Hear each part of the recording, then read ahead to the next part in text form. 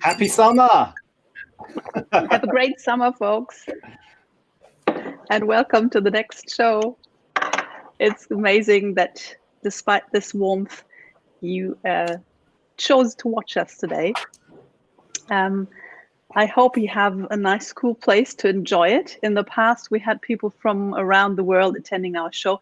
So please let us know here in the chat where you are right now. Just drop it here in the chat. In case you are watching our show for the first time, let me quickly introduce ourselves. My name is Ina Feistritzer. I'm the chief editor of the Next Conference and our various activities. With me in our extremely warm studio here in Hamburg is my lovely colleague René Deutschmann, who is responsible for our production today. Both of us are working at Sinner Schrader, a company part of the Global Accenture Interactive family.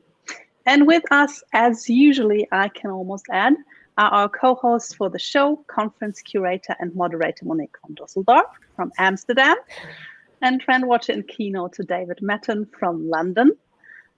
Here in Hamburg, it is the first day of our summer holidays today, so school's officially over. Not that there was much school this semester, but anyway, I'm super happy that I can take off my teacher's hat for the next few weeks and just concentrate on other things like this show, for example. So how about you, David, Monique? Summer has started, but you and your kids still have to wait for a little bit longer, don't you? What's the difference? My kids are 13 and 16, and they've been doing nothing for 4 months now, and they intend to do nothing for another 12. So I know what you mean. Well, there is a difference for me because my children are 6, they're 6-year-old twins, and we cannot teach them any more fractions or grammar.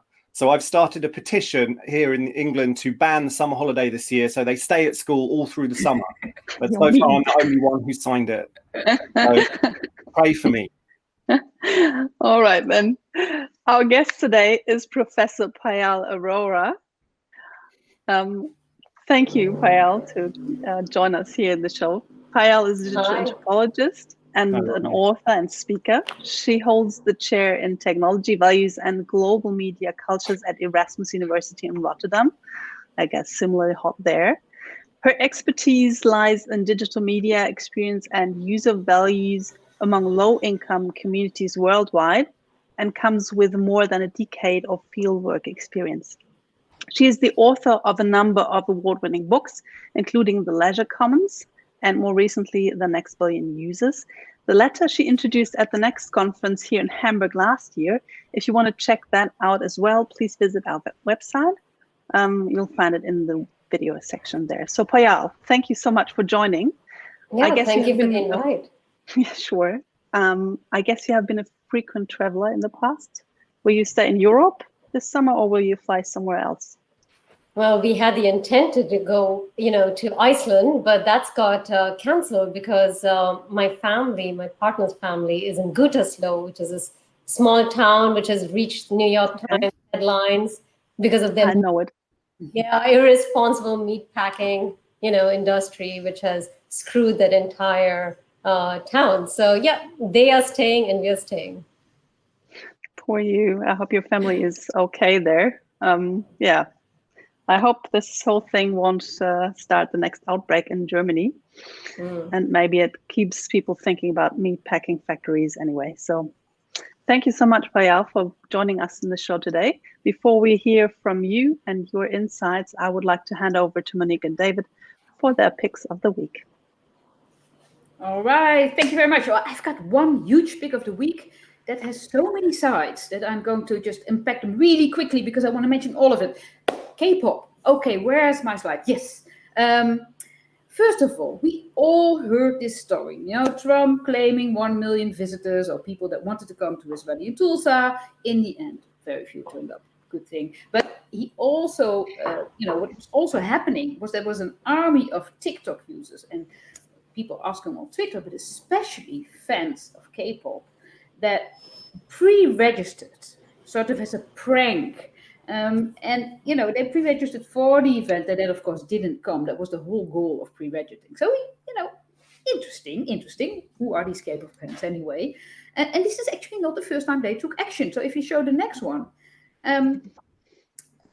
weeks before, the Dallas police had asked the Black Lives Matters protest going on, had asked the audience to send in videos and reports and pictures of things that didn't go well so that they could go there and take action. So what did the K-pop fans do? They flooded the app of the Dallas police with K-pop music, just so that they wouldn't get, see what's going on at the market.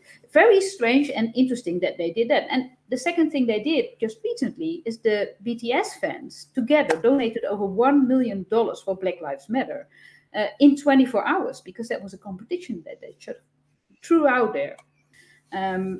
Because I really like the observations that were made by Tamara Herman in The Guardian. I mean, first of all, you should know that K-pop is an overwhelming force on social media anyway. In 2019, the fans sent 6 billion tweets, for instance, which is approximately 3% of all tweets sent by everybody. This is massive. And there are around 99 million fans worldwide. And they have fan clubs from South Korean culture, K-pop, K-pop dramas, and so forth. So it's not just BTS, which is the big band there. Now, what Tamara Herman says is, more than being the meme of the moment, the recent high-profile examples of activism are the work of individuals who make up these K-pop fandoms. And there's no saying what will come next. Now that fandoms, fans of certain music, have learned to harness their political power.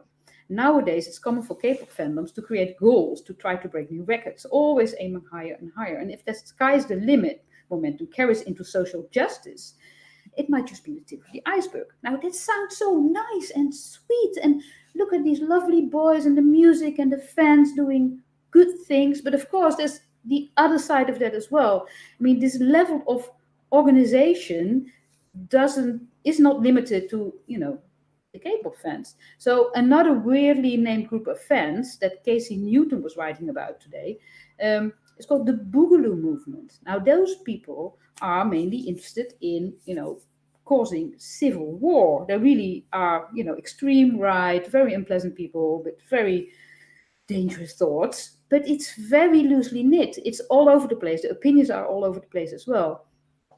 And the name comes from, Breaking to Electric Boogaloo. Very interesting background story. Really do read the Casey Newton write-up on that one. And they start to use all kinds of terms. So they use more than 50 terms now.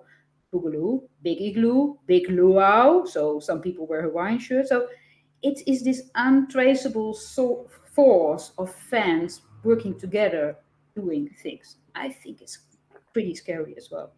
Anyway, back to K-pop, because that was my main topic. K-pop, of course, especially in the music industry, is music with a lot of fans, and then the fans start to do other things. That's very interesting. But if you come back to the music industry itself, people making music, doing concerts, it is a little bit like the conference industry in the sense that, it's a big bundle, people got together, but now they cannot get together in big groups anymore. So that whole business model is becoming unbundled. Now, what does K-pop do, or in this case, BTS? I think these groups online where there's a huge emotional connection to the group will show other areas how you connect online and what can work. BTS gave the biggest paid online music event, they say, last Sunday. Their show, Bang Bang Con, was streamed around 100 minutes remotely from the studio in Seoul on Sunday, and 756,000 viewers across the world bought a ticket to see the show. So this is a massive audience.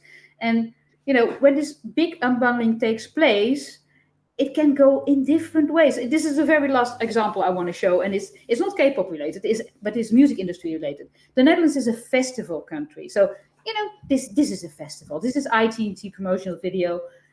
This is the audience. These people are connected to each other in their love for music, but also in being together.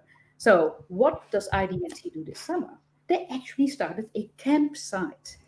A site where you can bring your tent and be there and meet the same festival audience. We'll see what comes of that. But anyway, it was very interesting to see the connections being made. David, what did you check this week? Thanks, Monique. It makes me wonder what the what next fandom army could do to change the world, or even influence the result of the US election. Who knows when these guys, when the audience out there clubs together, what they could do. Also makes me think perhaps we should have a K-pop band on the show, because those kinds of numbers are truly impressive, truly impressive. So thank you. Look, my first story is right here from the UK. The British government has been working, like all the other governments, or lots of them, on a test and trace app for coronavirus. They were going it alone, very interestingly, here in the UK, not using the infrastructure from Apple and Google, but they've now had to reverse that decision. And at the heart of this story is just an argument about data and privacy and who gets to own the data. So Apple and Google, in the development of these apps, have been very firm in saying there should be no centralized database of information. Okay, these test and trace apps should just ping people on a need-to-know basis. The information is distributed through the network. No single person or organization has a centralized database of who has been where and who's been in contact with who. The UK government, pretty unusually among most of the governments who agreed with Apple and Google, the UK government said, no, we do want a centralized database of information. We want to be able to see all the data ourselves, but they've had to row back on that and admit defeat, and they're going to use Apple and Google's system, because when they trialed their app on the Isle of Wight, which, if you don't know, is a little island off the south coast of England, it didn't really work very well. So yeah, it had major flaws, and they're now having to change their mind and go back to doing it Apple and Google's way. It's just one angle on obviously a far broader story, and one I've talked about before on the show, and one I've written a lot about. The power of these huge technology companies. They're turning into a form of a new form of power, a kind of socio-corporate power that we don't really understand yet. We don't really know how to deal with it. We don't understand the long-run impacts on governance and on our societies and the way it's all going to work. Obviously, Apple and Google in this case say they are acting to protect people's privacy, and that seems fairly reasonable. But then the follow-on question is, even so, should they be able to dictate to national governments in the way they kind of have how these test and trace apps should work? It puts them in a hugely powerful position. And if they can dictate that now, what else might they dictate later on down the road? And of course, yeah, we all saw Apple's conference releasing all kinds of stuff, talking about Apple Silicon. This all has echoes as well. One of the other big technology stories right now, which is Apple's on-running argument with Hey, the new email service made by Basecamp. I'm sure lots of you guys have been following this story. Essentially, Apple said the Hey email app cannot live in the App Store because it doesn't allow in-app subscriptions. And Basecamp say we don't want to allow in-app subscriptions because we don't want to pay you the 30% you take whenever anyone takes a purchasing decision inside the app. And that's led to a huge war. And developers have been saying Apple's been bullying us for years, and the 30% is outrageous, and this needs to come out into the open. Apple have now changed their mind, and they're letting the Hey app go in the App Store. But we're going to hear a lot more about this. I don't think this issue is going to die now. Apple is going to face some kind of reckoning about the way it treats developers inside the App Store and the rules it lays down inside the App Store. I have registered for Hey. I've got a free trial, and I want to understand whether I like it or not. So you guys out there, email me, matin@hey.com, and then I can test Hey. I will reply to you. I can test Hey and report back to you on whether I like it. Okay. My second story, it's not just national governments that are going to be contact tracing you in future. Wired magazine ran a big and very interesting story this week about how employers, businesses are investigating new ways to contact trace for coronavirus their employees.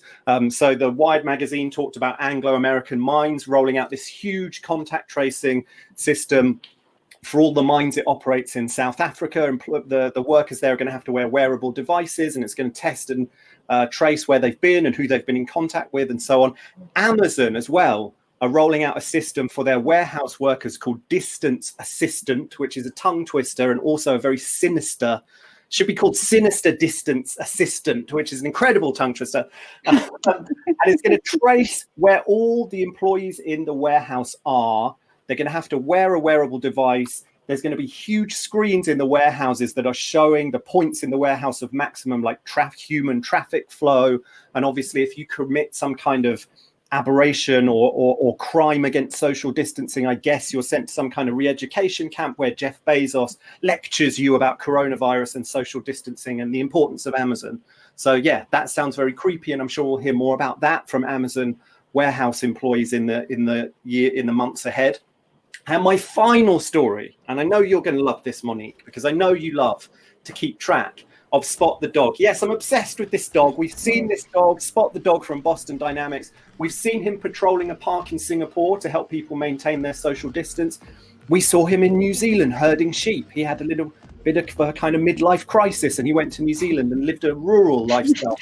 The big news this week is that you can now, for the first time ever, buy Spot the Dog. This is the first Boston Dynamics robot on release to the public. If you have $75,000 in your pocket, you can go out or go online, buy your own Spot the Dog, let him roam your house, scare your children, scare your own dog, and tell us how it feels. The good news for me is that Monique has very generously agreed to buy me one of these for Christmas.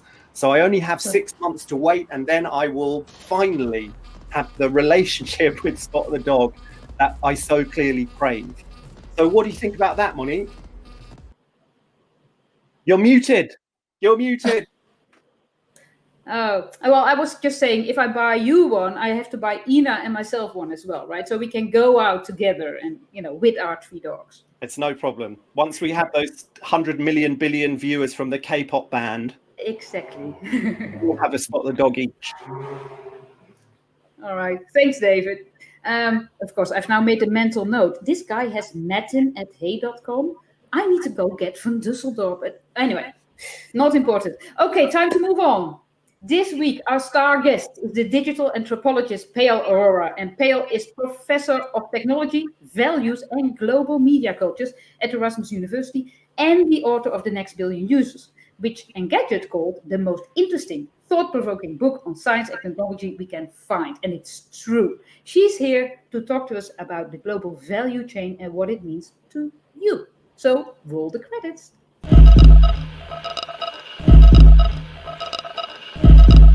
So, there's been a lot of conversation about the global value chain because the same old conversation has come up. Is globalization good for society?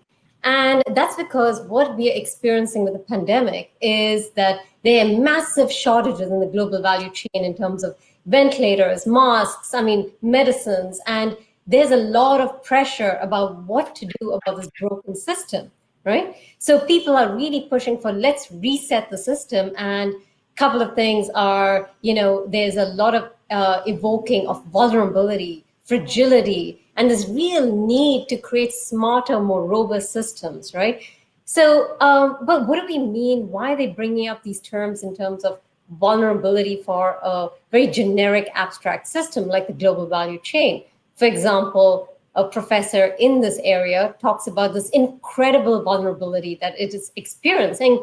And when you look at the context of the framing of that, what it's really saying is that vulnerability is really about not having hoarded enough, right? So what happens is companies usually outsource even the hoarding because it's cost efficient.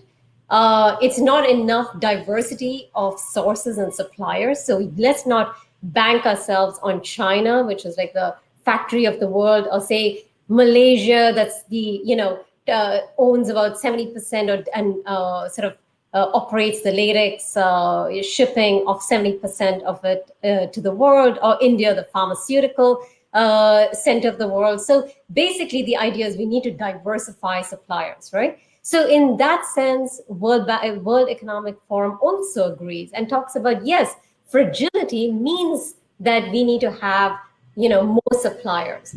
And then when we talk about predictability, it's all about if only we can use technologies, automation, etc., even to revert the flow, so as to make sure consumers, and remember what is an assumption here is consumers, of course, are in the West, should not have an uninterrupted flow of consumption, right?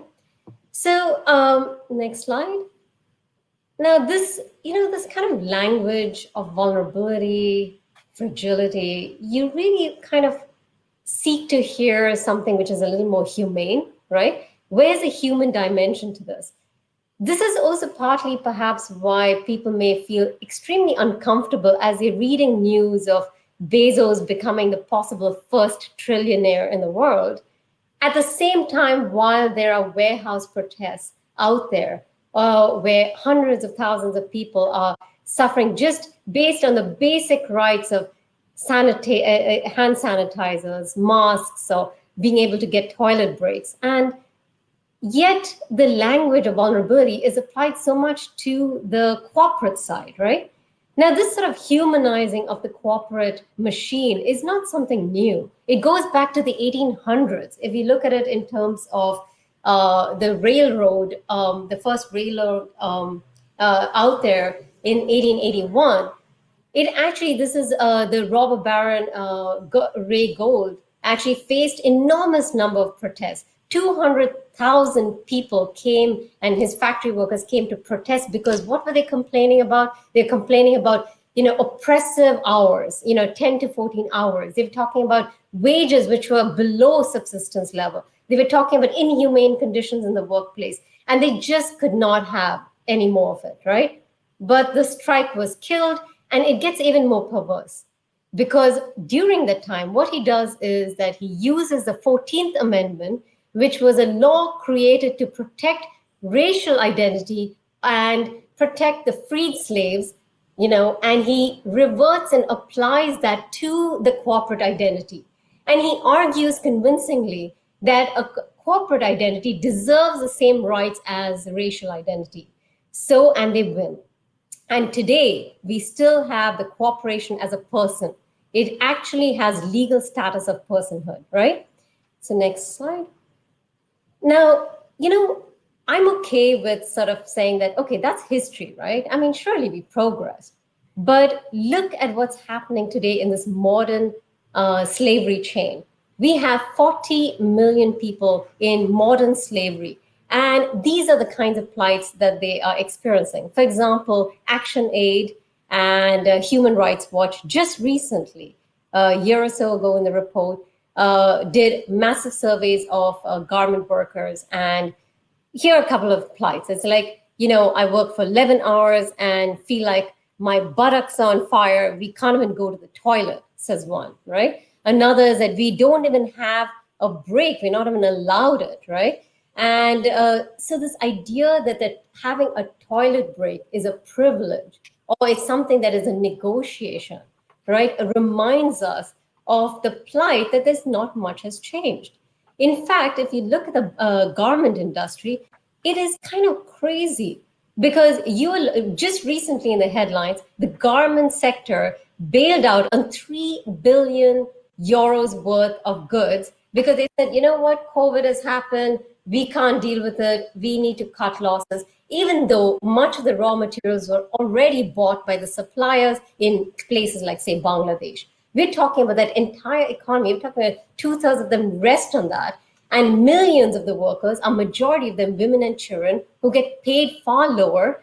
70 to 80% of these women experience sexual harassment, rape in the workplace, abuse, and this continues to go on, right? And many of them are anonymous because they're petrified of losing their jobs. So let's go to the next slide. So I've actually come up with a new project recently, and along with a team in India, Bangladesh, Germany, and the Netherlands, called Feminist Approaches to Labor Collectives. And we're not just, we're tired of the same old like victimhood narratives. We're going to be churning out new kind of narratives, which are not just about, okay, here's the plight, because that's been covered for decades. And if someone wants to watch one of the very engaging videos by John Oliver on this was, I think a year or so ago, he talks about this, how with the Rana collapse, they're like, oh my God, we've got to do something. And there's outrage. People forget. Then another thing happens and we have to do something. And every single time we're talking about the same damn story. And we've decided, much like actually what Monique brought up earlier, is to use TikTok and other popular mediums, because you know what Bangladesh, India, and all these countries have is the next billion users, and they are active online. They are making a difference. And to get them online, to really sort of shame and name these brands, poke fun of them, show their resilience, their creativity, their humor in spite of the situation, and also rename the game or the rules of the game, right? So next. So it really matters about the stories we tell. We need to sort of really diversify the stories. And part of it is, really making visible the vast invisible populations that we just do not even account for. And remember, these global value chains, that is a huge chunk of their value chain. It's really the bottom of the pyramid, but the bottom is very heavy. And actually, I would call it the foundation of these global systems. So, let's shift gears to another story, right?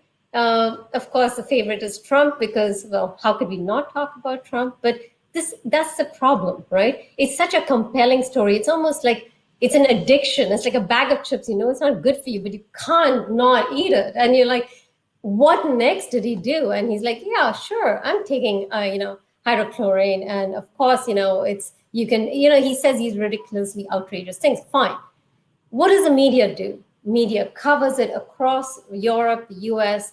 There's numerous stories about it, but what are they actually covering? This is a drug for malaria, right? To prevent malaria, it's a sort of enablement of that and to be able to trap it. But also, of course, it is used for lupus and other things, but that's a small sliver of it.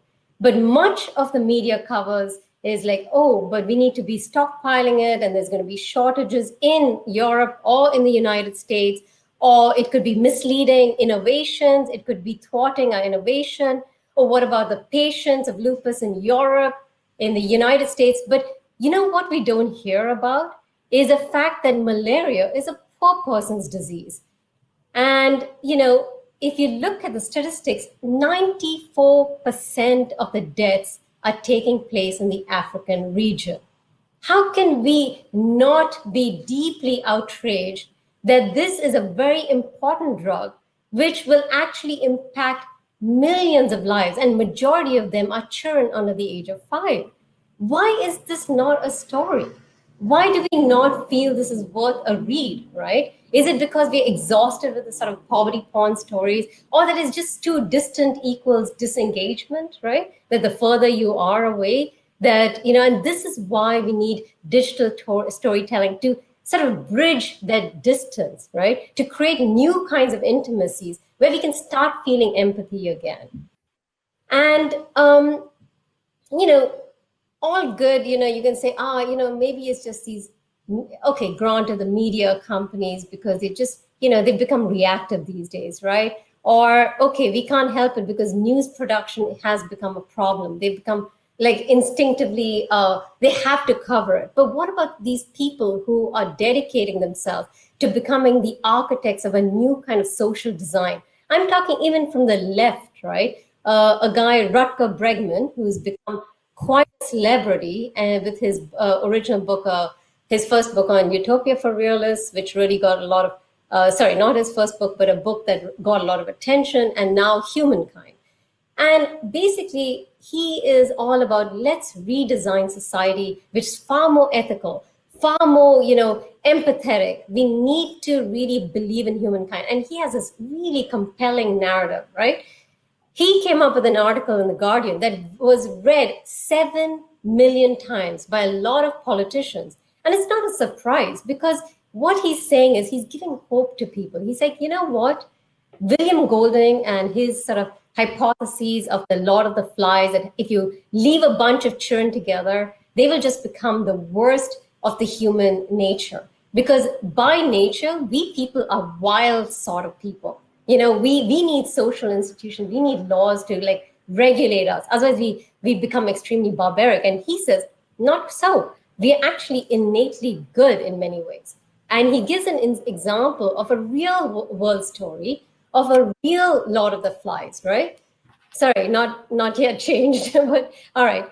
So he gives a story of a real world example of a bunch of Tongan boys who get trapped on an island, right? Because they were trying to escape their missionary schooling. And then they managed miraculously to survive 15 months in isolation, right? Until Peter, this Australian sailor, discovers them and rescues them. So this whole wonderful white savior story, but it even gets worse. These boys, after 15 months of like surviving, get thrown into the prison because they stole a little boat to get off, right? These are teenagers. So nobody's celebrating them for returning, but they're thrown into prison. And it gets even more perverse. Remember, now, the way Bregman frames this is that, the boys had a little adventure, right? And then Peter had a great plan. The white savior did, because he actually managed to get them out of jail in exchange for exclusive media rights of their story. And that's not enough. He got the Tonga monarchy to give him exclusive industry rights to set up his own fishing, like a crab fishing company, which was earlier denied because they didn't want that monopoly. And he is the story of hope. That is basically what Rutger Bregman is touting as a story of hope. And we got into a major Twitter war a few weeks ago because I retaliated in an RC article, which is a Dutch paper, saying that, excuse me, have you forgotten the colonial history and why these black, it's sort of ironic, these black persons were thrown into the jail. If these were white boys, would they have been thrown into jail after 15 months of, surviving such an ordeal? I don't think so. There is a racial history, there is a colonial history, there is a power dynamics, and whose story are you telling, right? And what about the commodification of their plight through these media rights? Anyway, so this is just to say, and wrapping it up here, is that we are really in a point where we need to really rethink a certain number of values we hold dear. When we talk about value, we cannot let efficiency override morality. There has to be a higher moral code to live by. Surely people can't, I am sure every consumer out here will not get behind paying a little more, paying a little less on a garment if they know that's depriving people of a toilet break all day, right? It's just not something that we are willing to stomach. And you see the Black Lives Matter movement and all. It's not about identity politics, clearly. It's about empathy politics. People are realizing that there is a certain amount of higher level justice that people want for these systems to be fixed. We're not trying to reset it to mend the broken system to the way it was or to optimize it into the way it used to be, right? But just getting better. Because after all, remember that when they talk about the diversification of suppliers, they were the ones who created the monopolization in the first place. They forced many of the global South countries into specializing in one raw material so it could be easier, denying them self-sufficiency, and now that's become the problem. So there needs to be a high amount of self-responsibility if we are to move forward into reassessing this global value chain. And I think that's about it for now. Another scary story for the weekend. Well, thank you. That is a really, really big story and a big critique also of how systems are. I was just wondering, I mean, a lot of what you describe has been in place for a long, long time. And then in the last, 10, almost 20 years, the digital networks, digital supply chains have developed. And I mean, honestly, just today, my kid, he has ordered some fake sneakers from some place in China. He then is negotiating with people online in Taiwan, and there's something in Hong Kong and is stored. And I mean, he on his own is sort of making use of this big global chain. Is anything of the fact that this global chain is now so digital and therefore accessible to so many more players, has anything of that been beneficial? Has anything of that been good for the people that you are talking about? Oh, absolutely. So one of the basis of our current project FemLab Co is that auditing systems of what's happening, behind the factories, etc., have been very traditional, like surprise visits, of course, notifying the supervisor. It's almost like it's designed to not be audited, right? So we need to reimagine auditing systems, because the fact that we have to believe that consumers are just in general decent people who don't want to feel tainted by actually, patronizing unethical practice. But they need to know and they need to be compelled, but not through these typical poverty porn stories. So we are using digital goods like crowdsourcing, anonymous reporting, where it's directly to the brands, actually into the public, right, through TikTok videos, and then getting the pressure to the brands for them to do the right thing. Because, that's the only way, is if you create a public sort of spectacle out of it, and particularly not by, oh my God, here's a whole bunch of women crying around. Actually, they have a lot of humor. They have a lot of irony, and, just to capture that human element, and people are like, okay, I can relate to that person. And interesting. So it's be pissed off too. Saving the world by digital storytelling, basically. Absolutely. David. Yeah, thank you. Fascinating. And yeah, I mean, I'm on the same tack, sort of, it sounds as though you think a part of the answer to some of these issues, and part of what your startup is about, is transparency, essentially. And that if you let consumers see into organizations and see their global supply chain and see how it works and see the human truths of that, and you do it with some humor, that's what will make a difference in the end. Is that right? Yeah, because see, transparency is not about revealing what's happening, because honestly, these stats have been around for decades. These stories have been around for decades. But somehow consumers think that once the story is out, it's got fixed, right? Like, oh, Rana collapse happened, so safety measures are put, surely, right? Like fire. No, it didn't. There was a lot of PR and very little actual change. So this sort of rapid reproduction of this is very tiresome. So we are not just stopping at transparency. We are about taking control of the story. And that's the only way. Taking control of the story, just like actually very inspiring Kpop way, right? Is that you bombard a brand with all kinds of, like, one of the ideas is that imagine these garment factory workers, okay, these number of these women reading out the policies of companies just in their own voice, and just getting the irony of it, and you see a lot of that with Trump and the TikTok videos of people literally saying what Trump is saying, but, wrong. Yeah, Sarah Cooper's, Exactly. It's absolutely, entertaining. Imagine now garment factory workers reading these ridiculous rules that you can only take one toilet break in 14 hours and blah, blah. They're like, oh yeah, and just putting, and also the words that these people have said, and just showing the irony of the whole situation, right? And that's, I think, the way, like, we're coming up with a number of different ideas. We're going to be working with artists, comedians in India, in Bangladesh, and we need to have fun with this, because people need to get engaged, need to laugh. And I think comedians are great because you laugh and then you feel extremely uncomfortable. And then that discomfort is the material for social change. Yeah, and are you optimistic that this gives us the pandemic and lockdowns and the conversation everyone's having is a window or a chance for positive change?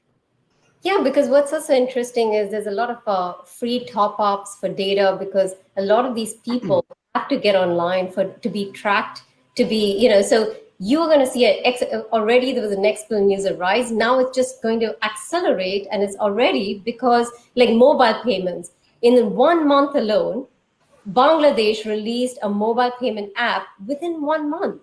They've been taking years to try to do something like that, and now 2/3 of the population have access to that, right? Now that's quite something. I mean, so I think COVID has been a trigger which has forced governments to get companies to give like free data or top up data to a lot of their population, because they have to access the basics like healthcare, to be tracked, and that platform can also be turned around.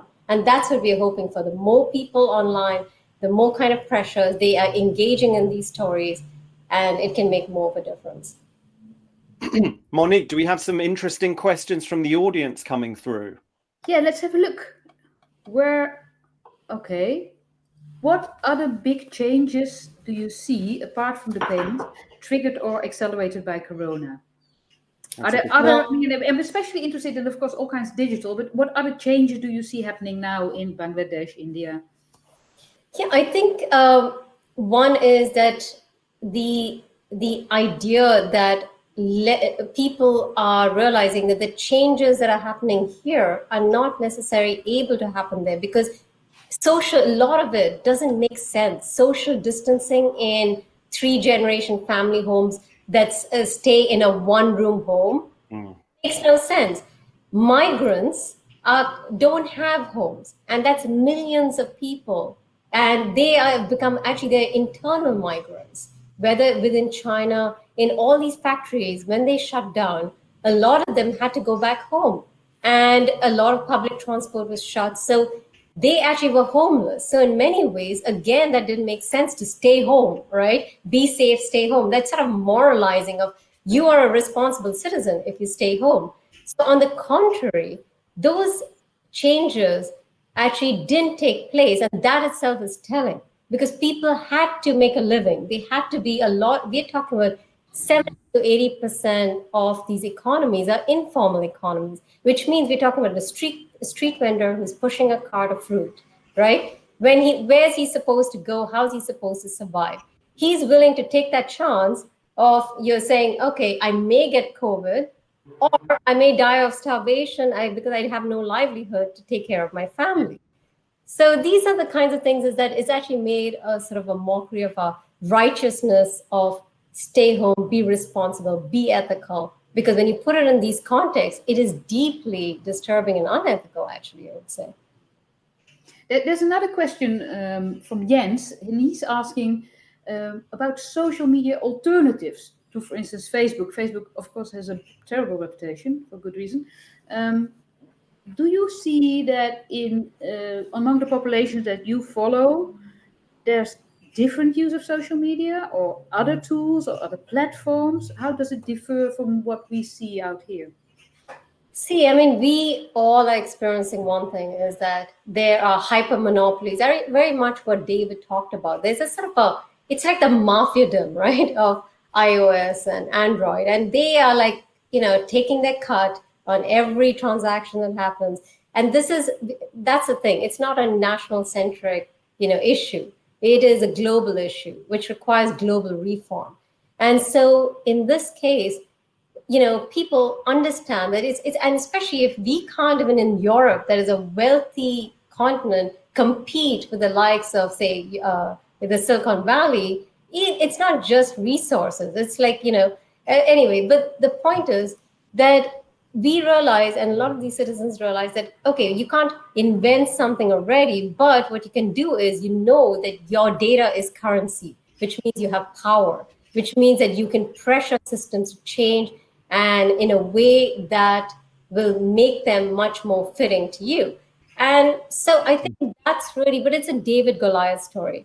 But I do believe that change will happen because, look, Google and all these, Google came about because of a very archaic, traditional encyclopedic practice, like Wikipedia and all. So when we have very traditional, non-inclusive sort of systems, innovation comes up. And then they have now become the monopoly and we're going to have inspiration from small actors who's going to find a loophole because there's enough anger to fuel for people to migrate. They just need an option. It's hard to phrase that optimistically. There's enough misery and anger right now to make the world a better place, right? That's basically what it comes down to. Okay, David, I think maybe one more question before we move to the next segment, right? Yeah, well, Martin in the audience asks, as you brought up the outbreak in meatpacking companies, can they be considered an issue or result of slavery as well, in your opinion? Oh, absolutely. Modern day slavery is, what basically it is that they have very little choice. Firstly, no one should be working below subsistence wage. That is, if I'm working 10 to 12 hours, at least I should be able to take care of myself and my family, at least, right? And that's actually not true because these systems have moved them below the lowest common denominator. And here's a craziness is the risk in reforming these global supply chains and global value chains is most absorbed by those segments that needs the help the most. So salary cuts or salary payment delays by months, right? for those in Bangladesh. We're talking about pennies, but that accumulates and it allows for the profit margin. The consumer doesn't get priced as much because nobody wants to, harm the consumer. And so, yeah, that's the meat packing is very much part of this bigger story, and it takes a global reform. We really need to rethink the way in which we connect with each other, because what's sad is that there's sharing the fact that these brands, garment brands, for example, are reneged on contracts. It would actually be illegal if it was internal, right? But it is the legality of, there's no such thing as a global legal system right now which can hold them accountable. So except for moral outrage, name and shame, CSR, hoping that they need to fix their brand, but that's not enough. We can't go by that. That's ridiculous, right? So absolutely. Okay. I think now is the time. As much as we love having Payal here on planet Earth, it's time for us to send her away from Earth to a new planet, because it is time for our regular Next World interview segment. So let's roll the credits for that.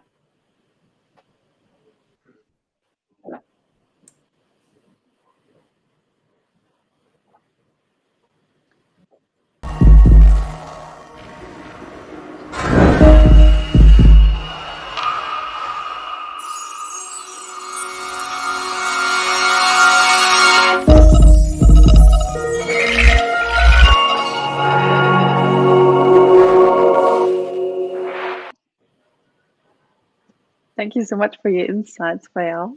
But now it's time for something very different. I'll set the scene for you. Imagine this. It is the near future. Amid an increasingly acute crisis on planet Earth, a team of technologists finalizes a daring plan to start a new chapter for humanity. Along with 1,000 specially selected people, they will travel far beyond the solar system to the planet next one. There, they will establish a permanent base, a new society, a new home for human beings. Payal Arora, thanks to your outstanding achievements, you have been chosen to be among the first 1,000 pioneers to travel to next one. But before you undertake your journey, you must answer 5 questions. Let's see. Question 1. Name one luxury physical object you want to take to your new home. Well, since I moved to the Netherlands about 10 years ago, and guess what? I actually learned cycling here after... I thought you'd say cheese. No, I would take a cycle because, damn it, I learned cycling in Amsterdam. I survived cycling in Amsterdam. I'm taking that damn cycle wherever I go. It's an extension of myself, my Dutch identity. And you know what? I hope it doesn't get stolen because there's less of a likelihood, I believe, in the new community. So, yeah. We'll get to that later. Name one exceptional person who should qualify to be among the first 1,000 pioneers. So, my first book, I went to this a place called the Himalayas, and it was this rural area in Almora. And I met this girl. She was like 12, 13. Her name is Mohini. And she had polio. And you have to understand, this is the Himalayas. If you can't walk on a mountain and you're a woman, you are not marriageable. And she was so gutsy, so fierce, so funny. And there was a new law that was released that women can run for elections in the local village council. And she ran. She was the youngest female. And she said, screw this. I can't get married, but you know what? I'll take care of my parents. And she was 13. And, I actually I wrote an entire chapter in my first book called Mohini.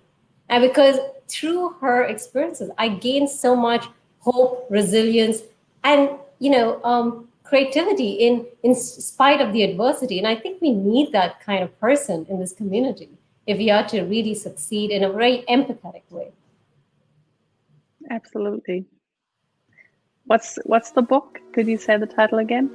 It's called .com Mantra, Social Computing in the Central Himalayas. Cool. I'd love to read about her. Sounds very interesting. How old is she now? So it's she's in her 20s now, late 20s. It'd be interesting to see where she's at now. But for the next question, create one law, except from stealing, that bans something from next one forever. Explain. So the basic stuff is dealt with already, so you don't have to worry about your bike. Yeah, so if you're not talking about murder and the usual suspects, Yeah. right, here's what I would suggest. I would say ban bans. And here's what I'm talking about, is that, banning is an intellectual laziness. Because when you ban something, it's a black and white issue. Because you see it as you should ban, anti-privacy apps or, which loses all nuance, all context. And basically what we need today is good governance. We need governance which is thoughtful, which is getting boring with the details, because there is no black and white in here. And that is, I think, banning is usually the resort of authoritarian leaders who say, I am going to ban the usage of this public space for blah, So yeah, let's ban bans now. I'm with you. Explain one truth about human nature or one ethical principle to live by that you have learned from experience. Well, I think this is really, a continuation of my, conversation about Rutger Bregman, is that we are not innately good or bad or we don't need these kind of hopeful narratives of, hey, guess what, don't you worry. People are really actually really good. Don't worry about that. No, I think we are, it's a fallacy. We don't need these psychometrics. What we need is to understand that what makes us special in terms of our human nature is that we have the spectrum of possibility. We have the bandwidth to be from the most vile to the most, compassionate beings. And it makes it even more interesting that human nature chooses as a peg of something which is above them. So they can aspire to be not something that they are, but something they can be. And that's the beauty of human nature, is that we understand our fragilities, we understand our limitations, but we also believe in ourselves. And that's fascinating. Absolutely. Last week's pioneer was the designer and strategist Ben Sauer, and he wants to know from you, what are the most common false assumptions that people in the West make about technology use and culture in India and other countries? Yeah, so, in my book, In the Next Billion Users, one of the main points that I, make across the text is that contrary to what we believe people are in very low-income contexts that are so alien to our imagination, to our very own conditions, we somehow believe that they must surely be very, very different from us, right? Because they're so exotic in many ways. But actually, on the contrary, they're very much like you and I, in a sense that they are very much one of the common beliefs is that, of course, if you're a low-income person with very little money, you will follow the sort of Maslow pyramid of satisfying your basic needs and only in the end self-actualization, leisure. Actually, that is the main drive that has pushed most of these young low-income people online, is they want to be entertained. They want to watch porn. They want to romance and get a girlfriend or boyfriend just before they arrange marriage, or maybe even after. The point is just they are very much, if the idea is that if we were in their conditions and plight, we would probably behave similarly. And that is really the glue that makes us, global citizenry. Thank you. That was a very interesting point.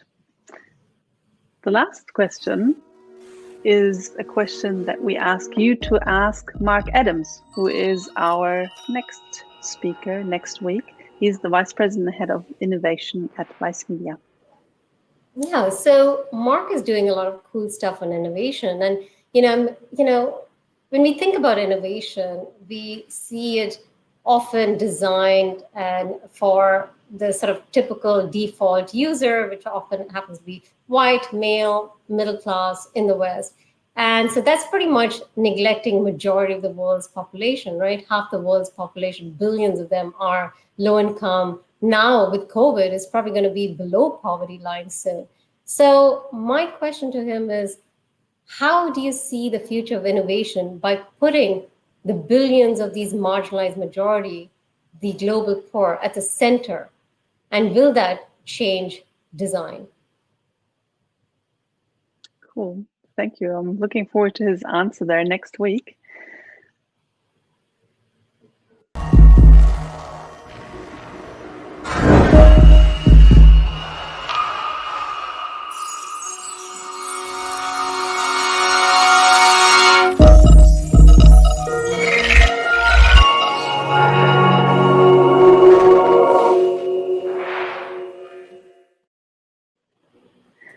Thank you so much, Payal, for this super interesting talk you gave. I took away a lot of things there.